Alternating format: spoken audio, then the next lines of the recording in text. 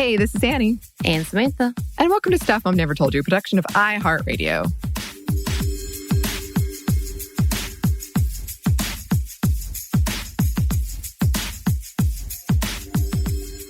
For today's Monday Mini, we thought we would take a little bit of a break, a breather, and do a lighthearted discussion around what we are calling the new hanging out. And we had this idea long ago, long before the protest. So now protesting is kind of the new hanging out. Right. I think you and I have hung out the most because we've been going to protests together. So yes, it is very bizarre to see people that you know in public. One, right. It's odd how bizarre it feels. And two, everyone has masks on. Right. So there's kind of that level of it going on. I'm definitely more wary of people not wearing masks. There's a whole level of judgment. And I also love the fact that now I look at people's masks going, oh, I wonder where they got that. I want that. Yeah. That's my new, instead of being clothing, it's now masks. I'm going to try to DIY one. As a cosplayer, I feel this was within I can learn to do this because mine, as you saw, Samantha, my mask is way too big for my face. Right. And it just doesn't feel great when you're having to continuously touch your face to fix it. And I have it all pinned up and it still gets loose. So that is a topic for another time. But if any listeners, which I know a lot of you are very crafty, have tutorials on mask, please share them. Right. Please. I don't need a tutorial because I'm not going to be able to make that. I've barely got it into knitting, and I don't think knitted masks.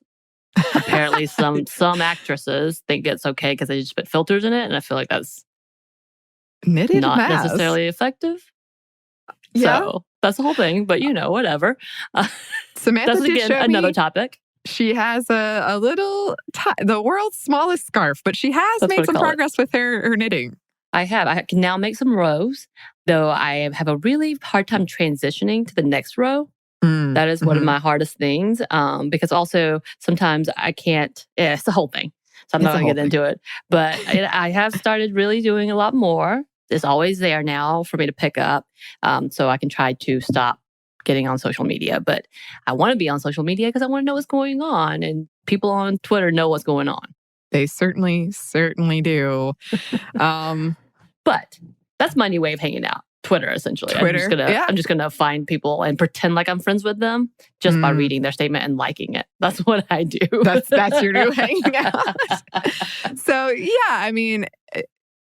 I have found it really, really interesting and kind of heartwarming the ways people have found to hang out while we're apart. And I know I've talked about it before. I am or was, not as much now because there are all these protest and activism things to be doing so many virtual hangouts and happy hours and game nights and movie nights. I think we've done more game nights because of this than we have before because we were all traveling. Right. And that's always fun, especially because I am doing Dungeons and Dragons and trying to figure out the overhead camera and where is this camera. I'm having to do a multi-camera setup, Samantha. Right. It's wild. And yeah, I love video chat with 27 and Scener. But one of the things I wanted to talk about is sort of etiquette, maybe any etiquette you've noticed. Because I have really quickly just thrown a lot of things out the window. I don't put makeup on for these virtual hangouts. I might not even put pants on, and I might not even care if I don't have pants on. Right. I have upped my virtual background game. Right now, my current favorite, I like the fire, that everything is fine fire meme. And I also like I have the shining elevators with all the blood coming out. That's a real, people like that one. I was going to say, our producer, while we do I think we've talked about it. Have we talked about it before? That while we do our shows and record over Skype, his background is usually always some type of hamburger. Yes. So, of course, I'm always hungry, A. B, yes. But this time he's got this, is it a toy? What is this? Yeah, it's a toy. It's from Japan. It's a very, somehow very cute and creepy, judgmental hamburger. There's a lot of things to unpack. Maybe it's just a psychological or a project where you can tell me what you see in this, and it tells you a lot about your personality. But I was like, this hamburger is not up to. He's not up to good. He's up to no good. Up to good. He's not up to good. And I actually had a very funny it wasn't funny at the time, but we were recording some pretty serious episodes, and we use Skype to see each other as we record. And normally it switches to whoever's speaking on Skype. So normally I'm looking at Samantha and Andrew's sort of not in the picture.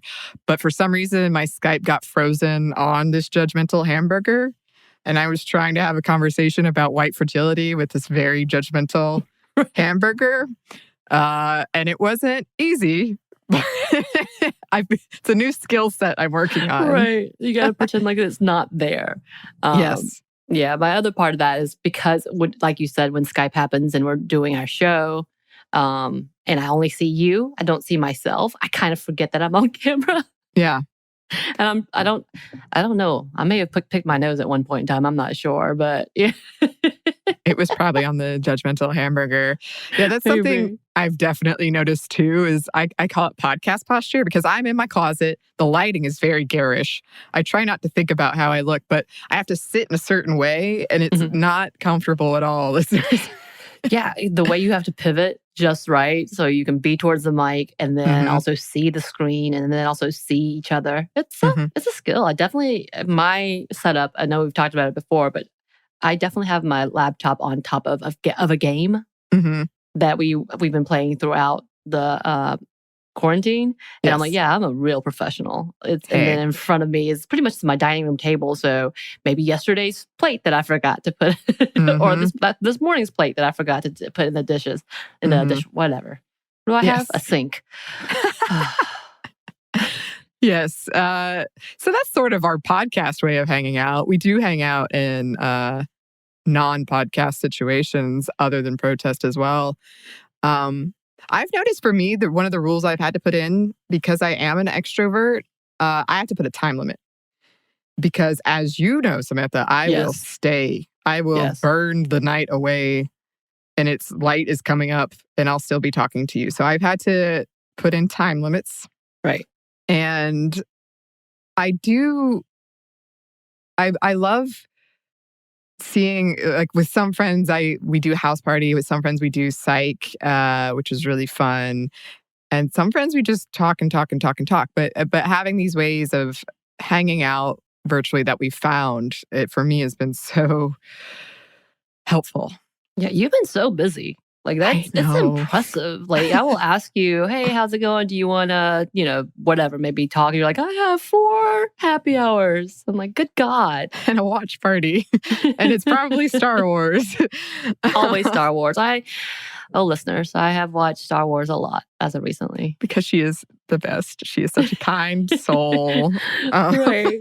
And I know one of the things we're talking about is, well, the protests and everything has kind of changed and abruptly pushed us a little quicker into the world of in real life contact.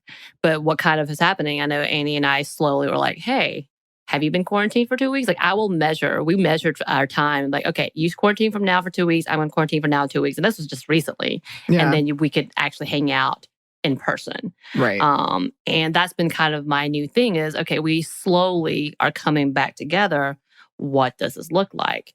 And at one point, I know I met up with Caroline, and she and I sat 6 feet away from each other, picked up some to-go food, and then would put on our mask outside of eating. Like it was really kind of funny how often, because it would just hang there. So I would just have it hanging there ready to go. If anybody was going to walk by me, immediate. I would stop eating, put the mask on, and then that. But that's kind of like, and then I will vet people and be like, so... And honestly, though, I've only hung out, I think outside of the protest, you and one other person outside of my, my partner who pretty much lives downstairs. Someone called him my roommate. And I'm like, yeah, pretty much.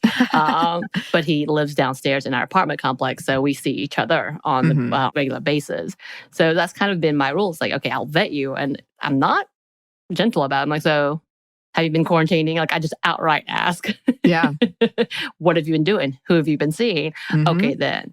And I've done it twice now where I've actually gone to a place and we sit 6 feet away from each other, I will take my own drinks. I will take my own hand sanitizer. I will take my own water bottle. And typically I won't use the bathroom until I get home. Yeah. Yes. That's my biggest thing is like, once I have to go to the bathroom, I'm leaving. Right, exactly. Socially distanced gathering. That is my time to go. Yeah. Sorry, bye. But it's because of the protests and reopening. Since I've been to a protest, I have, now need to quarantine myself because I don't want to bring that to anybody else. So that has kind of halted that little social distance visits because I'm like, even with the mask and 6 feet, there's no reason to risk it. Oh, yeah. Right. So those kind of been my rules. And when it comes, as we're slowly coming back, it feels like, and very slowly. Yeah. And I was thinking about that today because I heard New York is in phase 1 of their reopening, which shocked me. I suppose to me, it's hard as someone who has been quarantining, as in not leaving my apartment for 2 weeks at a time, sometimes 3 weeks at a time. Right. I'm having trouble envisioning going out and being in big groups without a mask and without your hand sanitizer. And how long is that going to take for us to feel comfortable doing that again? And I know for some people, they're already there. They've just been waiting. But for me, I think it's there is going to be sort of a trust issue.